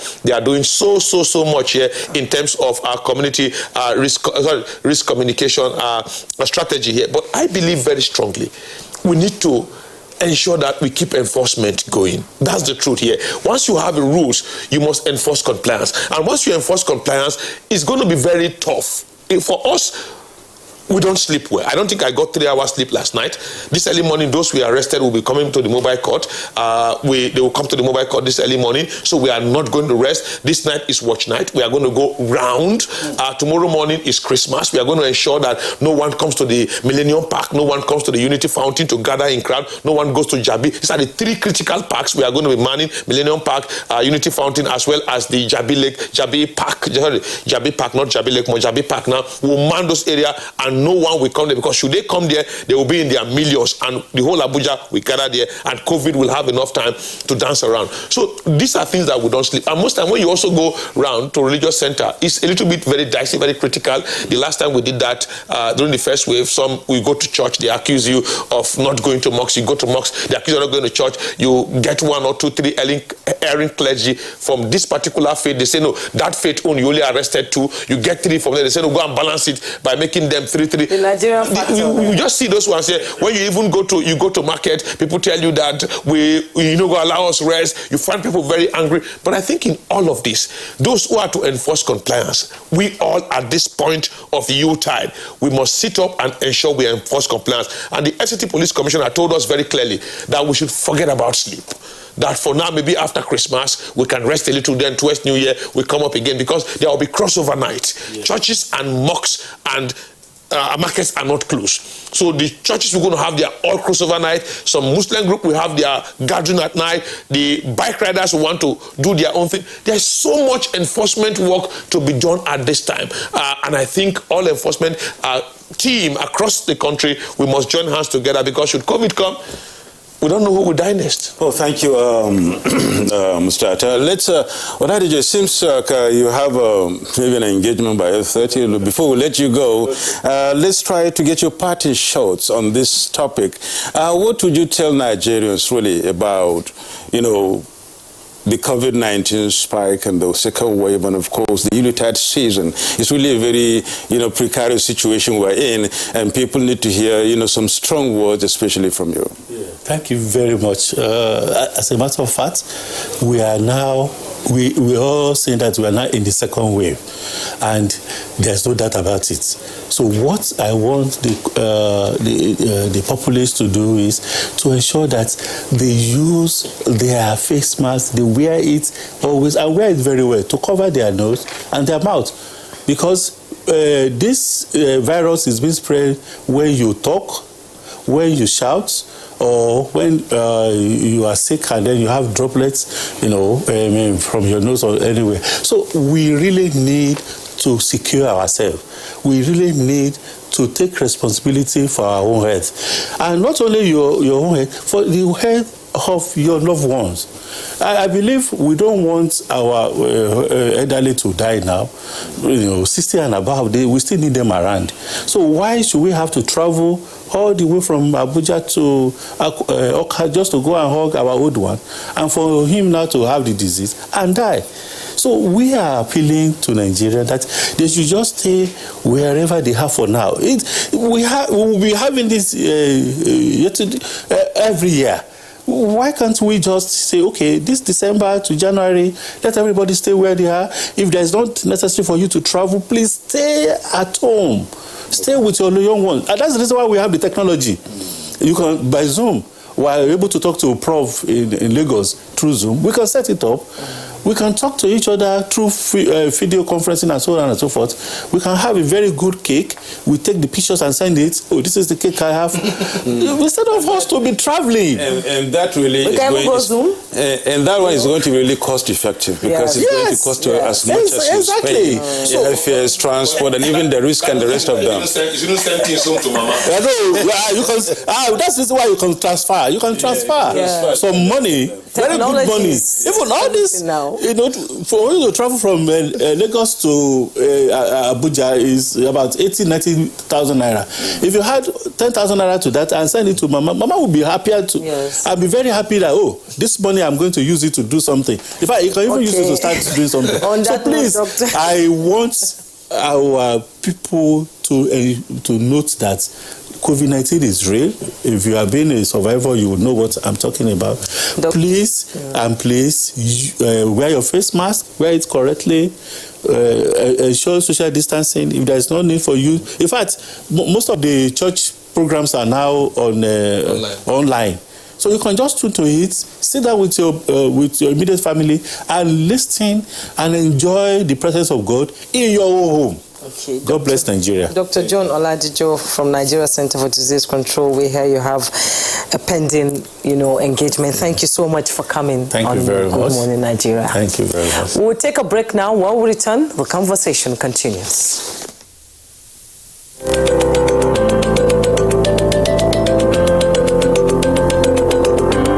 My name is Nando Jamda Muhammad. Stevita. Hussein Musa. Goduna Joel Finji. Said Musa John. I'm a carpenter. I've been doing this for more than 8 years now. And I said of plantain. Nakai Kimami Shekara Uku. I've been selling my tomatoes for about 10 years now. And I do it for a better Nigeria. And I do it for a better Nigeria. Now when the Sana and Lemuni Domin Nigeria to take about. And I said Domin Nigeria to and you can see how we're doing our small little work to make Nigeria great. As you can see, I'm a technician and I'm doing it to help myself and to help my generation.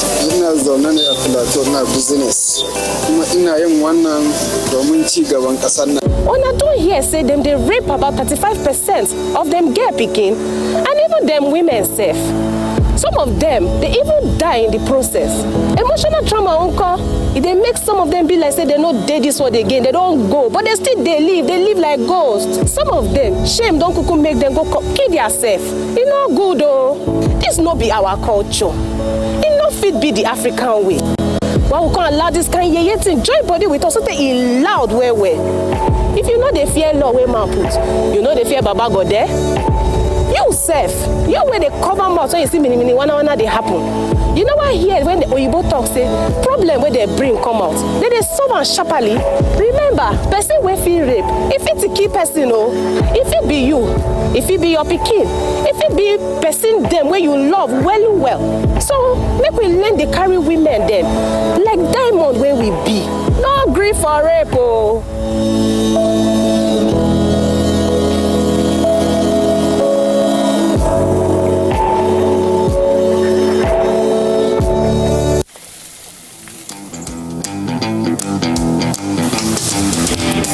Guess what? What? I scored a hat trick today. Cool! Wow! And how did you celebrate? Just do your hands like this. And hold your nose like this.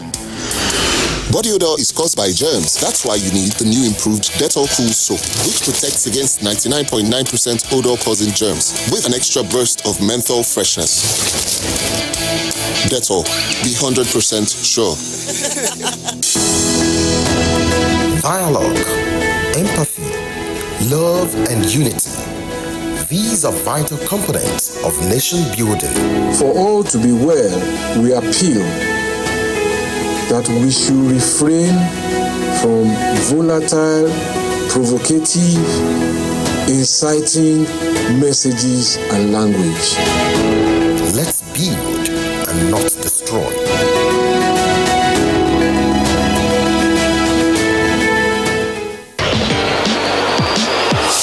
After a 7-goal demolition at the hands of the champions last time out, will Crystal Palace enjoy a Merry Christmas when they visit Villa Park? This Saturday, it's Aston Villa versus Crystal Palace on the Premier League Live, showing on the NTA network from 3:30 p.m. The Premier League Live is brought to you by Access Bank, Babai Jebu, Lipton, and Close Up, in association with Gold.com. You're watching Good Morning Nigeria, reaching you from the NTA. We're discussing this morning COVID-19 and the Yuletide season. And now we are having another guest here, and that is Dr. Sani Aliyu, the PTF coordinator. He's now joining us through Zoom. Dr. Sani Aliyu, welcome to Good Morning Nigeria. Good morning. Yeah, you're welcome. Let's get your views about the recent extension of your mandate, and of course see what likely improvements can we see and what other agenda can be outlined in achieving your goal. 3 months have been added to your mandate, and it's also massive. It's coming a time when the mandate is really handy, when the mandate really needs to be extended, and when spikes are high and people are going on festive season, and then a lot of interactions are going to take place. What's up? How do you feel about this? Good morning. I'm afraid my internet today is not very stable, so apologies there. I believe I heard your question had to do with extension of our mandate and what additional work we need to do during this period. So on Tuesday, we met with Mr. President. We presented our end-term report. Remember when we were inaugurated in March this year, the main emphasis really was on trying to get on top of the COVID problem. At the time, the PTF was created really as a staff task group with a specific mandate to coordinate the entire response. Over the last 9 months, we've done exactly that. We've been able to bring down the number of cases. We've been able to flatten the curve and also do a lot of risk communication and engagement with communities. Unfortunately, just towards the end of the term of the PTF, things have gone pear-shaped again, partly contributed to by the complete lack of compliance with non-pharmaceutical interventions. The current situation where people are engaging in mass gatherings where they are not using masks at all, which also fitted in with the Yuletide season, has led to a significant spike in cases. We're now seeing more cases than we've seen back in April, May, and people have started to die, really. So we're quite concerned. The main thing that we'll be doing over the next 3 months is to work very hard with the state governments to make sure that we get on top of this problem. As the previous speaker said, this is all about enforcement.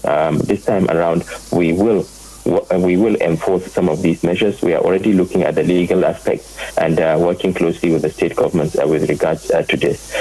In terms of additional things, there was no vaccine back in March, April. We now have a vaccine for COVID-19, and we will be linking up with primary healthcare and the Federal Ministry of Health to make sure that Nigeria is not left behind when it comes to the availability of these vaccines and their administration. It will be a huge logistic challenge, but more importantly, it's also going to be an issue of public acceptance, because the social media has been quite it's really been very the social media has been putting out a lot of fake news with regards to the safety of these vaccines, and we need to work very hard to convince the general public that these vaccines are safe and they are effective. So that's what we intend to do over the next 3 months. Hopefully this time around, we will be able to flatten the curve. We've shown that we can do it, and we'll do it again, but we need the cooperation of the public. The PTF alone cannot get on top of this problem. The general public have to work with us. They have to realize that COVID-19 is real. It's a real danger to our health. It's a real danger to the health of our loved ones. And there's the risk that our health system could easily get overwhelmed if we do not do something about it now. Over. Okay, as the COVID-19 keeps manifesting across the world, the federal government is still insisting on soft pedaling on travel ban. And will this not pose a challenge, in effectively controlling the pandemic, as we have a new is mutating and is getting more dangerous? Shouldn't there be a travel ban from Nigeria and people coming to the country? Okay, we seem to have lost him here. Yes, well, let's go to our tweets. When we return, we'll continue with the conversation now. I'll begin with Daily Jack Solomon. He says it is Christmas 2020 and COVID-19 is unfortunately still here with us. The only way to be truly COVID-19 safe this Christmas is to avoid meeting other households indoors at all and have your celebrations inside your home. You could have activities online or meet outdoors. Ali Umar Karaye here says taking a precautionary measure on COVID-19 protocol must be practically implemented. And Sima Ekong tweets, Christmas and Yuletide festivities will come and go. We need to be healthy to enjoy them, and we must stay safe and observe all protocols set out by the authorities. The figures as of today are worrisome. Yo Fadaka says COVID-19 is real and tends to escalate in cold weather. Let's observe this COVID-19 protocol in this Yuletide to stay alive for another. Stay safe and have a Merry Christmas. And Festus Akimbewa tweets, COVID-19 or COVID-20, as some people are suggesting, because of the two newly discovered strains of the virus, has no respect for any Yuletide and persons. The best way to celebrate this year is put together to follow the rules and do everything possible to stop the spread of the virus. NPR really. Festus Akimbewa says a movement of people should be restricted from today. That's from this Thursday. And staying alive this year must be our priority, as there will always be many more Christmas to celebrate. Happy Christmas to Nigerians. And Usman Banu Kuntu tweets, the second wave of the virus appears to be harsh and a silent killer. Yet people are adamant. This may not be unconnected to the fact that it's coincided with the Yuletide period.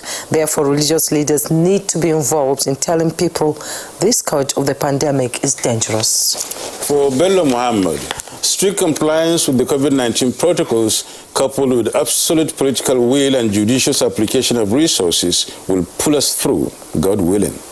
And Bello Muhammad 4 tweets, strict compliance with the COVID-19 protocols coupled with absolute political will and judicious application of resources will pull us through, God willing. It seems you're in love with this Bello Muhammad. Steve Bond 007-007 says, what number can be described as a wave? Experts should enlighten the people and not just follow the Western scenario. And what vaccine is suspected, Moderna or Pfizer? Which one is it?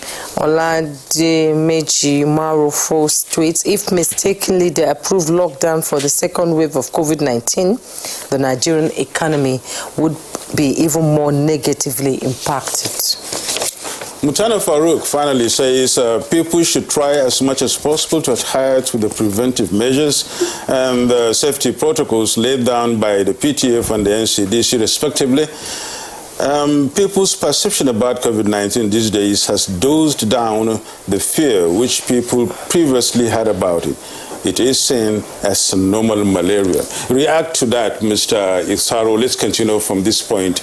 React to this public attitude, as we said earlier on. And of course, a lot of people don't really feel like it's there. And then finally, you see, you as an enlightenment person must have a lot on your table, must have a lot in your hands. And the FCT is really at the center, is one of the epicenters. And the Yuletide is here. Even though people are traveling out, there are lots of people still around. React to that and then tell us much more about public attitude to this and what exactly you guys are doing about it. The public attitude is not very encouraging. Let me say that here. The FCT Minister, Malam Mohammed Musa Bello, as I said earlier, and the Police Commissioner for the FCT, who supervises our operation, and is our chairman, Mr. Bala Chiroma, have said us very clearly, as we go out, we should mix enforcement with advocacy. It's not just to go out there and take people. That was why he came out and led us through Wuse Market, other areas. We met people, we talked to them. The ones who had the 14 overloaded buses, we impound the buses. We made some arrests, as well as talk to people and enlighten them. The perception out there is that this is something that affects the elite very strongly. And the media have left that conversation like that. Mm-hmm. You see the headlines, or anything about COVID is about a governor, a minister, and one big man. Professor. You don't see people who are downtrodden being reported. I talked about a neighbor who was a very, very poor neighbor and who got a COVID and had to stay with her child for about 3 weeks at Gwagwalada during the first wave. Nobody cared to report. I tried to get 1 or 2 persons to go to Gwagwalada. I'll pay the transport, just go and interview the woman. they really found it won't make headlines. It won't go anywhere. Just get one big man, either the big man is sick or the big man dies of COVID, the next thing you have gotten the headline and you are good to run. So we must change that conversation. The public attitude is not also very encouraging, and we must appeal to our clerics, because we cannot pretend we don't know that some very notable clerics have come out to say, look, they don't believe in COVID-19, that COVID-19 is fake, and these are persons who command the hearts of men in their thousands, if not millions. So we must talk to them and get them to buy in. When they buy in and they change the conversation, followers will believe and our attitudes will change from both faiths here. Because once we start to change that, then the other one, as we go out, and we thanks to the NTA, because you're giving almost 2 hours for this now. When you go out on the street as an enforcement officer, you just see persons without face masks and you park in the cars, just stop the convoy to go and enlighten or effect arrest. Before you come down from the car, everyone is having their face mask on. It's like a spirit world. Like magic. Because as you leave, when you drive again, the face masks are already up. Everyone you see walk in Abuja got the face masks in the handbag or in the pocket, and we're begging them, please put these things on. And when you get to your office, the other deception, people, when they get to their offices, they get to their place of worship, they now believe that everyone there is COVID-free. No. You secure yourself from the vehicle, secure yourself from the crowd. Now you are in your office and you want to walk somewhere, you must put on your face mask. The beauty here, if we can even turn the camera to the cameramen and those who man the system here, they are all having their face masks on. But in many offices, it is not so. Once you get in, you remove it, and you want to believe that nobody is having COVID in your office, that is a deception. That's the deception there. So we must constantly try all we could to change that narrative. But changing it is very difficult. You are talking to people. Some of them are telling you they don't believe it. Some of them say it doesn't kill Africa man and all of that. Okay, Dr. Atta Karo, we'll come back to you, but we need to link up with Dr. Sani Aliu now. You earlier talked about the trust issue of Nigerians on the vaccine. You know, on this program, we've discussed about alternative medicine, people coming forward with saying that they have vaccine cure and all that. Now, Pfizer and all are bringing vaccine from abroad to Nigeria. Do you think that is a contributing factor, Nigeria not trusting Western medicine now? I don't think so. So science is universal wherever you are, whether it's in Nigeria or it's in the US or the UK. Remember, a lot of the drugs that we use, such as antimalarials, did not come from the West. Actually came from China, etc. One of the best anti-malarial drugs, the artesunates, are drugs that have been used for hundreds of years in China. So science is universal. At the end of the day, what we need to do is to make sure that whatever we administer is clinically effective and it is safe. And there are established ways of doing this. There's a reason why if you have a headache, you take paracetamol with absolute confidence that the headache will go away if you take paracetamol. It's because paracetamol has gone through a very rigorous process. Just because we've had a problem with Pfizer in the past with regards to the Kano incident where some children were given trovafloxacin for meningitis and unfortunately either died or developed significant side effects, does not mean that every product that Pfizer produces has a problem. And we should also remember that when it comes to the vaccine, there are so many other options.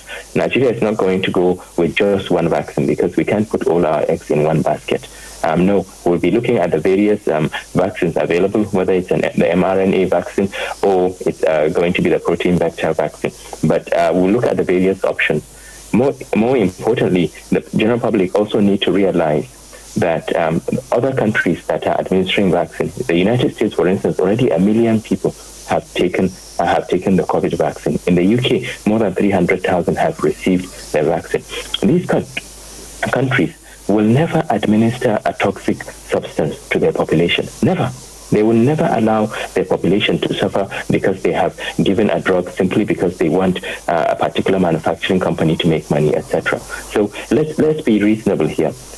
Most of us would like to have the COVID vaccine available in Nigeria as soon as possible. We know that it's only the combination of the vaccine and the non-pharmaceutical interventions that would allow us to get out of this current predicament we are in when it comes to the COVID pandemic. Otherwise, the COVID will keep on going away and coming back, and we could easily end up being a pariah nation. When it comes to travel in the future, international travel, I can assure you, just like you have yellow fever vaccine, almost certainly countries would expect you to present a COVID-19 vaccine before you travel. So Nigeria cannot live in isolation. We cannot go back and say, okay, traditional medicine, etc. I'm not saying traditional medicine doesn't work, but it has to be subjected to the same rigorous process as modern medicine in order for us to be able to use it. Over. Sani Aliu, we've looked at all these issues, and Atta has said that when the vaccine comes, it might be an elitist, thing. Who will be getting the vaccines first when it comes to Nigeria? Okay, so one of the things with public health is you never administer public health intervention just for the elites. Otherwise, it will not work, because the elites are not living on their own. The elites also have other parts of society helping them. You have your workers, your drivers, etc. So you cannot live in isolation. When the vaccine comes in, there are 3 groups that we are going to prioritize. Almost certainly not everybody will get the vaccine. No, it's impossible. But we will prioritize healthcare workers, those that are on the front line. We will also prioritize elderly persons, so those that are, I believe, 60 and above. I might be wrong, maybe it's 55. I will also prioritize those that have underlying comorbidities, so diabetes, hypertension, etc. The reason why we are doing this is because these are the groups that are, the last 2 are the groups that are most likely to suffer severe consequences when they catch COVID. They are the ones that are most likely to die. So, for example, if you look at those between the ages of 50 to 59, in our database, 23% of them died of COVID. So it's a huge mortality compared to younger children. I think with those below the age of 15, only a handful died since we started the epidemic. I think something like 15 children died also, looking at the data in the past. So almost certainly we have to prioritize. This will constitute up to, I think, about 40% of the population. For both 2021 and 2022, we will then expand it to the rest of the population. So when people say they're not going to accept the vaccine, well, if you don't fall within this group, we're not even going to give you in the first instance until everybody else in those groups has received it. It's important that we protect our healthcare workers. They are at the front line, and they will definitely be a priority, just like we're seeing in the UK, US, etc. In the UK, for instance, not everybody is getting the vaccine. It's only those that are within these groups that are getting the vaccine, because the manufacturers have to play catch-up.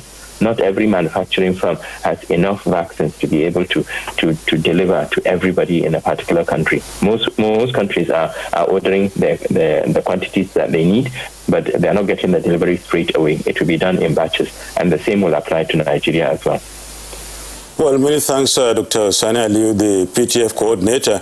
Let's now move on to Anambra State and meet Dr. Vincent Opala. Briefly, Dr. Vincent, we're running short of time. How so much serious are you about the surge now, the influx of people to your area, as we earlier said, given the fact that you have very few measures, as you mentioned, that will really, put these things to halt. Speak to your people about this and tell them about what should be done immediately so that they can now help you in trying to curb the spike or halt the spike of this COVID-19, especially in this Unitard season.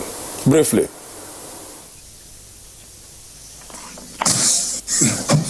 Sorry if I hear you clearly. The question is what needs to be done to curb the spike of the COVID-19 due to the Unitard season? Yeah. Okay, so what we've done in the state is honestly to increase risk communication to the different groups. Like the earlier question that was asked about getting in touch, the role of the traditional rulers. 3 days ago, we had a meeting with the 177 communities, traditional rulers, and the town union presidents. We try to intensify sensitization to them to make sure that they help us in their different towns to decrease the gathering, the events that we classify as super spreader events. Because there will be increase in meetings at this point, weddings and funerals. So we've tried to communicate to them that it's very important that they should help us decrease this public gatherings so that we maintain this observe social distancing rules And we're very happy that they're listening to us, and they actually indicated interest to help curb this pandemic by making sure that they decrease these gatherings. And very, very important also is the fact that we emphasize the use of face masks in public. I'm not just using face masks, but actually wearing them appropriately, covering the nose and mouth. We truly appreciate also the fact that the PTF has come to give an advisory with respect to COVID-19 protocols and ask the states to enforce locally. So we at the subnational level, we're emphasizing this. Many thanks, Dr. Vincent Opara. We thank you for joining us. Vincent Opara is the Commissioner for Health, Anambra State. It's a pleasure you've been with us on Good Morning Nigeria this morning. Atta Iharo, Chairman, FCT Ministerial Task Force on COVID-19. It's a pleasure you've been with us. We thank you so much and wish you all the best in these hard times as you go to the parks, the bars, and the restaurants to enforce these laws. Thank you very much. Just to inform you that our team is strictly under the chairmanship of the Police Commissioner for the FCT, who have been doing a wonderful job and guiding us through. Oh, that's great. And Dr. Sani Aliyu, it's our pleasure you've been with us, although you came late, but you gave us a lot of we required, and we are very pleased to have you. We hope to be having you much more in this conversation as it continues, because it's a running one, I must say. Thank you very much for coming on Good Morning Nigeria. I am Yusuf Nadabu saying tomorrow is going to be Christmas, and Unitide is right here. COVID-19 is real. Take responsibility. It's Good Morning Nigeria. Thank you so much for watching. And I am Jumo Yusuf. Remember, if you stay safe, you enjoy 2021. Thanks for watching. I am Jumo Yusuf.